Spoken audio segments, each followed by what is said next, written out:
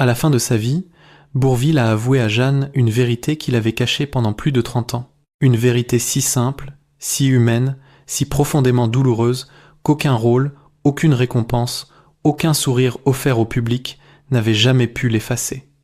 Dans les derniers jours, quand son corps ne répondait plus et que le silence de la maison devenait plus lourd que la maladie elle-même, Jeanne a compris que son mari portait un secret qui n'avait rien à voir avec la gloire ni avec les projecteurs. Pourquoi cet homme aimé par toute la France, cet artiste dont la douceur semblait ne jamais se fissurer, avait-il tant de mal à dire la vérité à la seule personne qu'il aimait vraiment? Quel poids invisible avait-il porté tout au long de sa vie, caché derrière cette voix chaude et ce regard timide qui faisait fondre un pays entier? Ce soir-là, alors que Jeanne lui tenait la main et que la nuit avançait comme une marée lente, Bourvil a enfin trouvé la force de prononcer les mots qu'il avait enfouis. Pas un aveu de faute, pas une blessure qu'il aurait provoquée, mais la confession d'une peur intime, celle qui avait guidé chacun de ses choix, chacun de ses silences.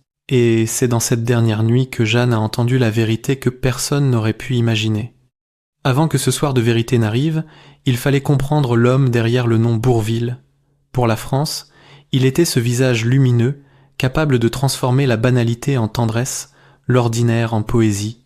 Mais pour Jeanne, il restait André, l'enfant d'un village normand, celui qui n'avait jamais vraiment oublié la peur d'être de trop, de ne pas être à la hauteur des autres. Toute sa carrière avait été construite sur un fil fragile, un équilibre entre le rire qu'il offrait au public et l'inquiétude silencieuse qu'il ramenait à la maison. Jeanne l'avait vu se lever avant l'aube pour répéter chaque geste, chaque intonation, comme si le moindre faux pas pouvait briser le charme qu'il avait mis des années à bâtir. Elle l'avait vu revenir de tournage avec cette fatigue dissimulée derrière un sourire poli, cette façon de détourner le regard quand elle lui demandait s'il allait bien. Bourvil n'était pas seulement un acteur. Il était un homme qui transformait ses failles en douceur, comme si sa vulnérabilité était devenue son langage secret. Puis, la maladie est entrée dans leur vie, d'abord comme une ombre discrète, puis comme une vérité impossible à ignorer. Pourtant, il continuait de jouer, de chanter, de se présenter aux caméras avec la même modestie, comme si le monde n'avait pas le droit de voir sa faiblesse. Jeanne savait qu'il lui cachait quelque chose, mais elle croyait que c'était pour la protéger. Elle ne pouvait deviner que le secret était bien plus ancien, enraciné dans une blessure intime qu'il n'avait jamais osé nommer. Dans ces années où la gloire semblait inébranlable, Bourvil portait déjà la peur que Jeanne découvrirait l'infime fragilité qui l'habitait depuis toujours. Cette peur-là façonnait ses gestes, ses silences, et bientôt elle deviendrait le cœur de la confession qu'il n'avait jamais voulu prononcer.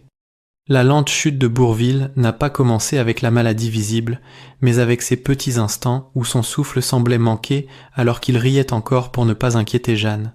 Au début, elle croyait que c'était la fatigue des tournages, cette usure naturelle qui accompagne les années. Pourtant il y avait autre chose. Un voile sur son regard, une façon nouvelle de cacher sa douleur derrière des gestes trop précis, trop contrôlés, comme si chaque mouvement devenait un effort qu'il refusait d'admettre. Lorsque les médecins lui annoncèrent la gravité de son état, Jeanne fut la première à comprendre que leur vie allait changer. Mais Bourvil, lui, resta immobile, presque calme, comme si le diagnostic ne le concernait pas vraiment. Ce soir-là, dans la cuisine, alors qu'elle tentait de parler, il lui tourna doucement le dos et lâcha simplement une phrase qui la hanta longtemps. « Ne dis rien. Je ne veux pas qu'il voie ma peur. » Ce « il », Jeanne l'avait compris, ne désignait pas seulement le public, mais toutes les personnes qu'il avait toujours regardé comme un homme lumineux, généreux, indestructible. Les semaines suivantes furent un étrange mélange de courage et de déni. Bourvil continuait de travailler, d'accepter des projets, de se lever plus tôt que nécessaire, pour préparer chaque scène avec une minutie presque désespérée. Ses mains tremblaient parfois en tenant un script, mais il disait que ce n'était rien, que le froid de la loge y était pour beaucoup. Jeanne observait le mensonge avec une tendresse douloureuse, car ce n'était pas la maladie qu'il combattait, mais la possibilité de se voir diminuer aux yeux de ceux qui l'avaient porté au sommet. Le tournage d'un de ses derniers films fut pour Jeanne la première vraie alerte. Il rentrait le soir en s'appuyant plus lourdement sur elle, son sourire oscillant entre gratitude et honte. Il s'excusait de son propre corps, comme si la faiblesse était une faute. Une nuit, alors qu'elle pensait qu'il dormait, elle l'entendit murmurer dans l'obscurité. « Si je m'arrête maintenant, ils m'oublieront. Ces mots-là lui transpercèrent le cœur. Depuis quand son mari, cet être d'une bonté si naturelle, portait-il cette crainte d'être effacé, de disparaître comme un souffle trop discret pour survivre après lui? À partir de cet instant, Jeanne comprit que la maladie n'était qu'un révélateur, un miroir brutal tendu devant un homme qui avait passé sa vie à taire ses angoisses. Il continuait de jouer, non pas par orgueil, mais par peur de laisser un vide que personne ne comblerait. Il craignait que la lumière dans laquelle il avait appris à exister ne s'éteigne plus vite que lui. Le silence se fit plus lourd à mesure que les mois passaient. Parfois, alors qu'il dînait, Bourvil s'arrêtait au milieu d'une phrase, comme égaré dans un monde intérieur où le doute dominait. Jeanne cherchait son regard, mais il se dérobait. Elle comprit que son mari se battait sur deux fronts. D'un côté, la douleur physique qui avançait sans pitié. De l'autre, cette lutte invisible contre un ennemi plus cruel encore. La peur d'être moins, la peur d'avoir trompé ceux qu'il aimait, la peur, surtout, de ne pas avoir été assez pour la femme qu'il chérissait. Et chaque jour qui passait le rapprochait un peu plus de l'instant où il n'aurait plus la force de cacher ce combat intérieur. Ce soir-là, approchait, silencieux et inévitable, comme le moment où un rideau tombe et laisse apparaître la vérité que l'on refusait depuis trop longtemps. La nuit où tout s'est ouvert ne ressemblait à aucune autre. Le silence dans la maison avait une densité presque palpable, comme si le temps retenait son souffle aux portes de leur chambre. Jeanne s'assit près de lui, consciente que quelque chose approchait, quelque chose qu'il ne pourrait plus contenir. Bourvil, affaibli, semblait écouter ce silence avec la même attention qu'il avait l'habitude de porter aux notes d'une chanson, un silence qui ne laissait plus la place aux mensonges. Ses yeux, d'ordinaire si doux, se perdaient dans un point invisible devant lui. On aurait dit qu'il cherchait les mots depuis des années, sans jamais les trouver. Jeanne posa sa main sur la sienne. Il la serra légèrement, comme un homme qui hésite entre se retenir à la vie ou enfin se libérer. Pendant un long moment, il ne dit rien. Puis, il tourna lentement la tête vers elle, et dans ce regard-là, Jeanne comprit que le combat intérieur touchait à sa fin. Elle murmura son nom, à peine un souffle. Ce fut alors que Bourvil prit une inspiration fragile, la plus humaine de toute son existence. « Jeanne, je dois te dire quelque chose. » Sa voix trembla, non pas à cause de la maladie, mais à cause du poids d'une vérité vieille de toute une vie. Jeanne sentit son cœur se serrer, car ce n'était pas l'aveu d'un homme coupable, mais la confession d'une âme épuisée. Il détourna les yeux comme un enfant pris au piège de sa propre honte. « Je n'ai jamais eu peur de mourir. » Jeanne attendit. « Ce que je craignais, c'était de ne pas être assez pour toi. » Les mots tombèrent entre eux comme une pluie lente, lourde, presque irréelle. Jeanne sentit les larmes lui monter aux yeux, non parce qu'elle s'y attendait, mais parce qu'elle n'aurait jamais imaginé que cet homme, aimé par des millions de personnes, se sente si petit dans son propre foyer. Il poursuivit, la voix brisée, toute ma vie, j'ai joué pour les autres, pour qu'ils m'aiment, pour ne pas disparaître. Et chaque jour, je me disais que tu méritais quelqu'un de plus grand que moi. Jeanne secoua la tête, incapable de répondre immédiatement. Elle prit son visage entre ses mains, ce visage qui avait fait rire toute la France, et dit dans un souffle qui tremblait, « Tu n'as jamais eu besoin d'être grand, tu étais toi, et c'était assez. » Mais Bourvil ne semblait pas entendre. Il était déjà loin, dans un territoire de souvenirs et de craintes qu'il n'avait jamais osé partager. « Je t'ai caché ma fatigue. Je t'ai caché ma peur. Je t'ai caché ma honte d'avoir été fragile. Je pensais te protéger. En réalité, je me protégeais moi. » Cette phrase-là brisa quelque chose en lui. C'était une vérité nue, sans défense, qui n'avait plus besoin de déguisement. Jeanne resta silencieuse, car certaines vérités n'ont pas besoin de réponse immédiate. Elle posa son front contre le sien et murmura, presque imperceptiblement, « Il n'y a rien que tu aies dû me cacher. » Alors, pour la première fois depuis très longtemps, Bourvil pleura, sans retenir ses larmes, pas à cause de la douleur physique, mais parce qu'il venait de déposer entre les mains de Jeanne le secret le plus intime, celui qu'il avait porté comme une seconde peau. Dans cette nuit-là, tout sembla s'arrêter. Plus de public, plus de caméra, plus de rôle à jouer. Il n'y avait plus que deux êtres qui, enfin, se regardaient sans peur. Et ce fut dans ce silence apaisé que naquit la confession qui changerait à jamais la mémoire qu'elle garderait de lui. Lorsque ses larmes se turent enfin, un souffle presque imperceptible passa entre eux, comme si la pièce entière avait relâché une tension qu'elle retenait depuis des années. Ce silence-là n'était plus celui de la peur, ni celui de la maladie. C'était un silence neuf, pur, celui qui naît quand une vérité longtemps enfouie trouve enfin le chemin vers l'air libre. Bourvil, épuisé, paraissait soudain allégé, comme un homme qui découvre qu'il peut encore respirer sans se cacher. Jeanne resta un instant immobile, observant son visage. Elle y voyait encore les restes de la souffrance physique, mais quelque chose avait changé dans ses traits. Le masque qu'il portait depuis si longtemps s'était fissuré, laissant apparaître une fragilité presque enfantine. Elle posa doucement une main sur sa joue, invitant son regard à revenir vers elle. « Tu peux me parler ? Je suis là, » murmura-t-elle. Il ferma les yeux un moment, rassemblant ses forces. Lorsqu'il les rouvrit, Jeanne comprit que ce qu'il allait dire serait le cœur même de leur histoire, le nœud silencieux qui avait guidé chacune de ses peurs et chacun de ses silences. Jeanne.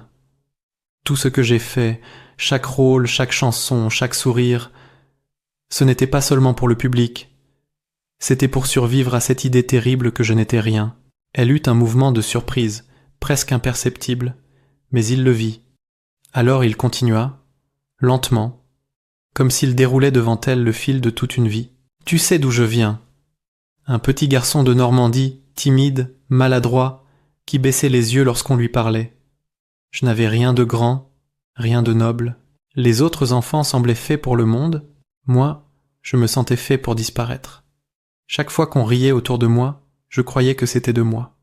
Alors j'ai décidé, un jour, de transformer ce rire-là, de le prendre dans mes mains et d'en faire quelque chose qui ne me ferait plus mal. » Jeanne sentit un frisson la traverser.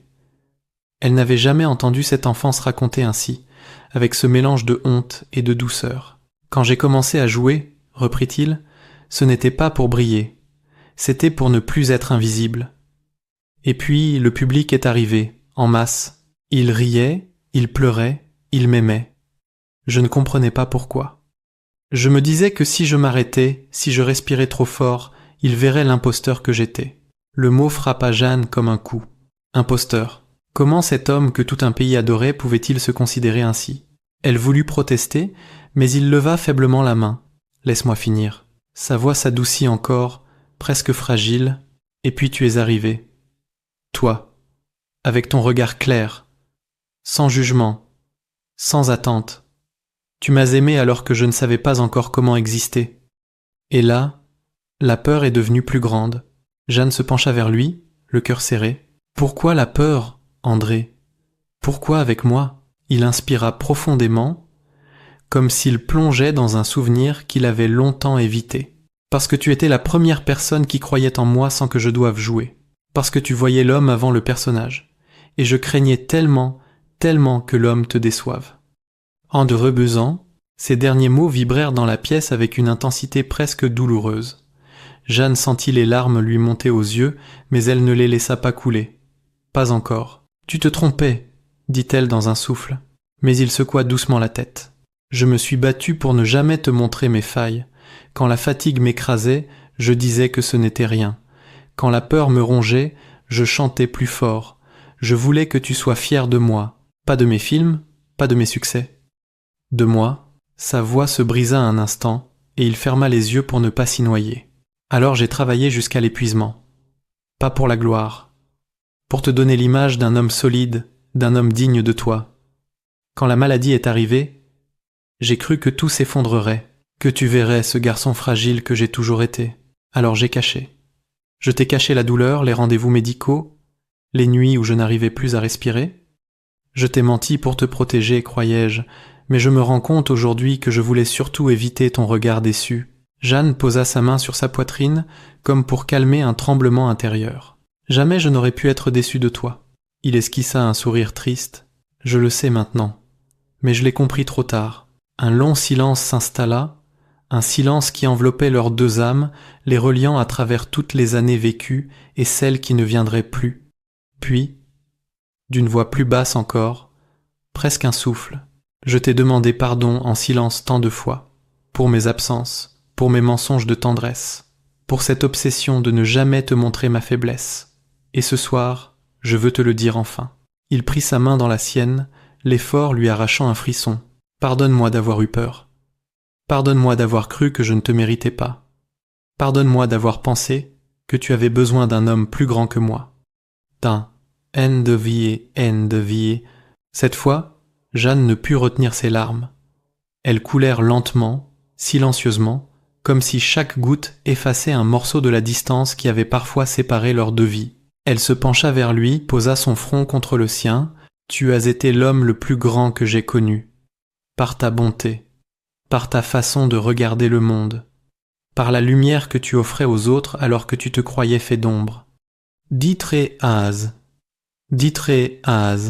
Il sourit, un sourire presque enfantin, comme si cette phrase lui rendait enfin ce qu'il n'avait jamais osé accepter. « Alors, tu me pardonnes ?» demanda-t-il.